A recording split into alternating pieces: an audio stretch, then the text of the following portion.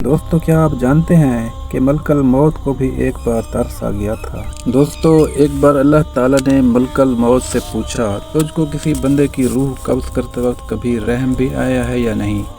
ملک الموت نے عرض کیا، اے اللہ رب العزت، مجھے صرف 2 انسانوں کی جان نکالنے میں بہت دکھ ہوا تھا۔ ارشاد ہوا، بتاؤ وہ کون سے 2 لوگ تھے؟ عرض کیا، ایک تو وہ بچہ تھا جو ابھی پیدا ہوا تھا اور اپنی ماں کے ساتھ ٹوٹے ہوئے تختے پر بے سر و سامانے کی حالت میں بحر بے کرا میں تیرتا ہوا جا رہا تھا۔ اس وقت اس بچے کا واحد سہارا تمام کائنات میں اس کی ماں تھی، تو مجھے حکم ہوا کہ اس کی ماں کی روح قبض کر لے۔ اس وقت مجھے اس بچے پر بہت رحم آیا، اور باری تعالیٰ دوسرا ایک بادشاہ تھا جس نے کمال آرزو میں ایک ایسا شہر بنوایا تھا، ویسا شہر دنیا میں کہیں نہیں تھا۔ جب وہ اپنا شہر دیکھنے پہنچا، جس وقت اس کا ایک قدم شہر کے دروازے میں تھا، تو مجھے حکم ہوا کہ اس کی جان بھی قبض کر لے۔ اس وقت بھی مجھے بہت رحم آیا۔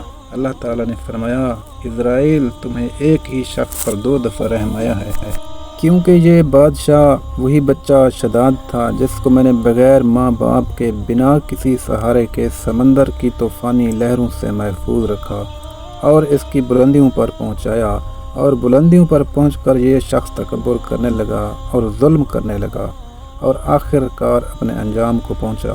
ملک الموت بولے، اے اللہ رب العزت، بے شک تو حاکم قدرت ہے، اللہ اکبر کبیرہ۔